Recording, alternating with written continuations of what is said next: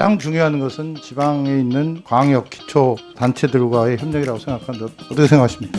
예, 그렇습니다. 네, 코로나19 극복과 민생경제 회복, 지방 분권의 활성화를 위해서 최선을 다해야 한다는데 그런 의지가 있습니까?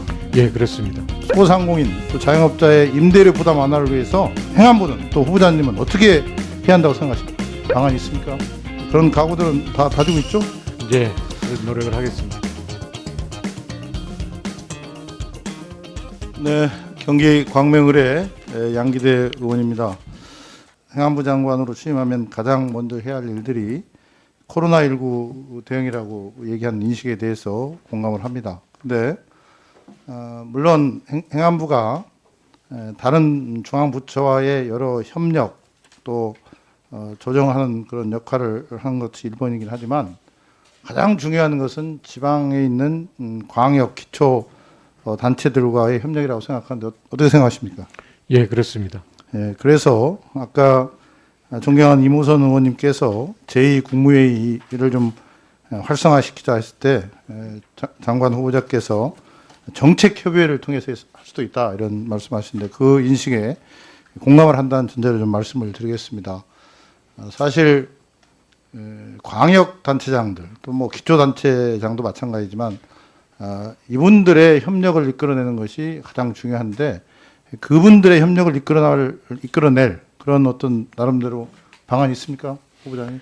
예, 현재는 이제 행안부 장관이 부단체장 분들하고는 정례적으로 회의를 하면서 여러 가지 일들을 의논하고 또 실천하고 있습니다만은 말씀하신 이제 지방자치단체 장분들하고는 현재 정기적인 그런 정례적인 모임은 없지만 현재 지방자치법에 개정된 내용이 중앙지방협력회의가 신설되는 것이 저는 그 부분에 대한 역할을 충분히 할 수 있다고 생각을 합니다. 기왕에 개정된 내용의 그런 협력회의 내용이 있기 때문에 그걸 실질화하고 필요한 일을 할 수 있도록 그렇게 하겠습니다. 그래서 본 의원은 우리 장관 후보자님께서 그동안 청와대, 국회의원 등등 당 정청과 또 국정에 대한 경험과 경륜이 있기 때문에 그런 역할을 좀 더 보다 적극적으로 해야 한다고 생각합니다. 부단체장들의 그런 모임 회의를 통해서 하는 것도 중요하지만 직접 우리 시도 광역 단체장들과 필요하면 기초 단체장들과의 회의와 협력 체계를 제대로 구축해서 장관 후보자께서 정말 이 코로나19 극복과 또 민생경제 회복 또 지방자치의 지방 분권의 활성화를 위해서 최선을 다해야 한다는데 그런 의지가 있습니까?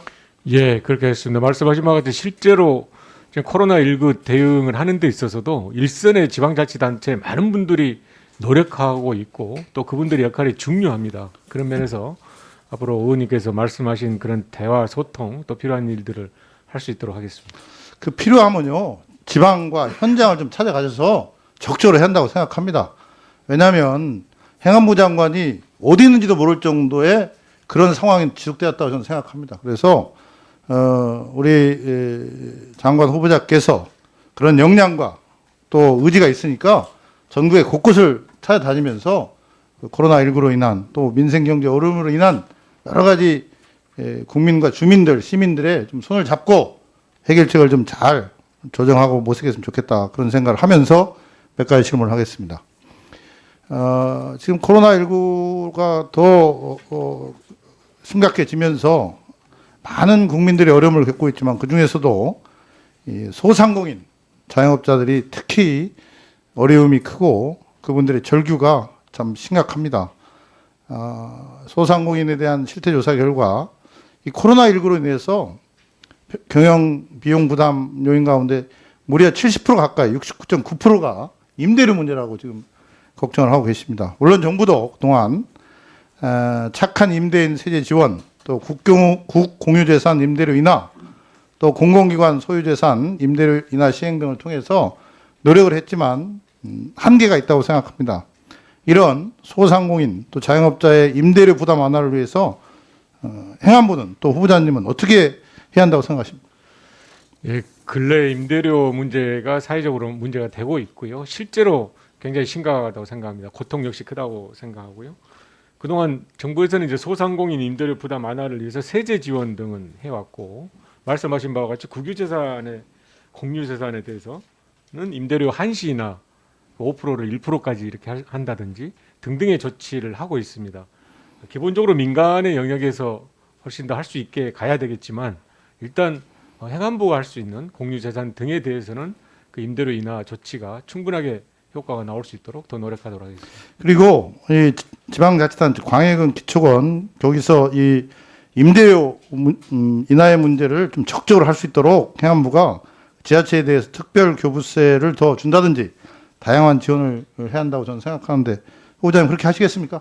예, 그런 노력을 하겠습니다. 네, 저는 전임 그 장관님도 잘 해오셨고 또 행안부도 잘 해왔지만 코로나19 국난 극복을 위해서는 두 가지라고 생각합니다. 하나는 지금 이 확산되고 있는 이런 상황들을 진정시키고 또 감소시키기 위해서는 생활치료센터라든지 중증 환자 병원 병상 확보라든지 뭐 이런 것들을 어떻게 행안부가 좀 지자체와 또 행안부가 가지고 있는 네트워크를 활용해서 적극적으로 나서냐 이게 제일 중요하다고 생각하는데 뭐 후보자께서 그런 점들은 정말 과감히 한번 해보겠다고 하니까 뭐 그 점에 대해서는 제가 믿고 또 그렇게 하리라고 생각합니다. 다만 지금까지 행안부가 예산을 세워서 지역 주도형 청년 일자리 사업이라든지 또 희망 일자리 사업, 아까 존경하는 우리 이무선 의원님도 얘기했지만 지역 사랑 상품권 사업 등등 많이 해왔습니다. 이런 것들이 현재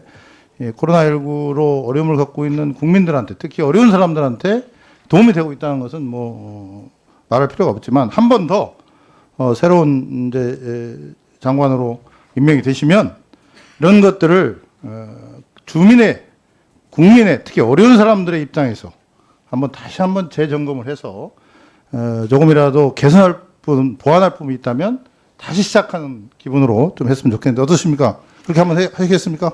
예, 의원님 말씀대로 또 한번 점검하고 또 필요한 일들이 있으면 해나가도록 하겠습니다. 네, 그래서 정말 목숨 걸고 장관이 되시면 장관께서 코로나19 국난 극복을 위해서 해 주셔야만 아까 존경한 야당 의원님들이 왜 법무장관으로 갈 분이 행안부 장관으로 왔냐 그런 질의도 했지만 전해철이라는 새로운 행안부 장관이 이런 코로나19 국난 극복을 위해서 모든 걸 던져서 할 때 그런 질문들이 조금은 우스운 질문이 될 수 있다. 그런 점에 저는 다시 한번 더 분발을 촉구하면서 또 한 가지는 저는 우리 전해철 장관 후보자께서 장관이 되시면 해야 할 일은 권력기관 개혁에 조금 더 중점을 둬야 한다는 그런 측면입니다. 이것은 새로운 개혁보다는 이번에 법안들도 많이 통과됐고 또 그런 제도적인 틀을 잡아왔기 때문에 이것을 정착시키고 또는 한 곳에 치우치지 않게 점검하고 조정하고 또 협치를 해나가는 것이 중요하다고 생각하는데 어떻게 생각하십니까? 예, 그렇습니다. 제가 행안부의 업무가 지금 말씀하신 권력기관 중에 국정원이나 검찰 등에 미치지는 않지만 적어도 경찰이 또 경찰에 대한 우려가 있는 이 상황에서 경찰이 잘 개혁이 될 수 있도록 제가 할 수 있는 역할을 잘 하도록 하겠습니다. 네, 그래서 우리 국민들한테 가장 밀접한 그 수사와 관련해서 국가수사본부의 본부장 선출이라든지 또 그런 운영 과정 또 자칫 무늬만 자치경찰대로로 전락할 그런 상황들을 좀 면밀하게 또 치밀하게 점검하고 관리해서 경찰이 상대적으로 이번 권력기관 개혁에서 힘이 더 세진 만큼 경찰의 권력이 잘 분산될 수 있도록 꼭 장관이 되시면 적극적으로 해주시길 바라는데 어떻게 그런 각오들은 다 다지고 있죠? 그렇습니다. 무엇보다도 말씀하신 대로 아무튼 자치경찰제가 잘 되도록 해야 되고 의원님들께서 이제 소위에서도 논의하실 때도 말씀하셨지만 애초 자치경찰제가 20대 때 발의되고 논의했던 것에 비하면 사실 완벽하게 만족스러운 것은 아닙니다. 그렇기 때문에 이 자치경찰제가 앞으로 어떻게 보면 좀 더 나은 그 경찰의 비대화도 막을 수 있고 진정한 지방행정과 치안행정이 함께할 수 있는 그런 자치경찰제로 가기 위해서라도 점검하고 또 그런 부분에 대한 시행령이라든지 또 구체적인 규정이라든지 등등을 잘 구비하는 것이 필요하다고 생각합니다. 네, 소신을 가지고 제대로 하는 그런 장관으로 기억되기를 소망하겠습니다. 노무현 전 대통령과 또 후보자께서 같이 했던 그 세월을 제 나름대로는 알고 있고, 특히 노무현 대통령과 함께 정치를 하면서 지방 분권에 대한 많은 그 노무현 대통령으로부터 배웠으리라고 생각합니다. 그런 점에서 후보자께서 이번에 행안부 장관으로 취임하게 되면 이 지방 분권에 대해서 보다 더 강력하고 정말 열정적 주도적으로 저는 시행을 해야 한다고 생각하고, 특히 이번에 지방자치법이 정말 우리 건국이후에 가장 주민의 편에서 법이 개정됐기 때문에 그에 대해서 후보자께서 더 강력한 시행할 수 있는 그런 분위기가 됐다고 생각합니다. 앞으로 지방자치, 지방분권, 지방재정에 대해서 어떻게 할 것인지 후보자님의 소신을 한번 밝혀주시기 바라겠습니다. 예, 행안부에 많은 일이 있습니다. 정부 조직을 하기도 하고 또 지방세 문제도 있고 또 가장 중요한 국민 안전을 지키는 일 등 많은 일이 있지만, 특별히 제가 그동안 공직이나 또는 의원 생활할 때 하고 싶었고 또 강조했던 게 지방자치 실질화, 지방분권이었습니다. 마침 이번에 지방자치법이 32년 만에 개정되어서 많은 제도 등이 생기고 또 그걸 효과적으로 할 수 있는 토대가 마련되었기 때문에 제가 그동안 생각해왔던 지방자치, 지방분권에 대해서 역할을 하고 좀 더 앞장설 수 있도록 그렇게 노력을 하겠습니다.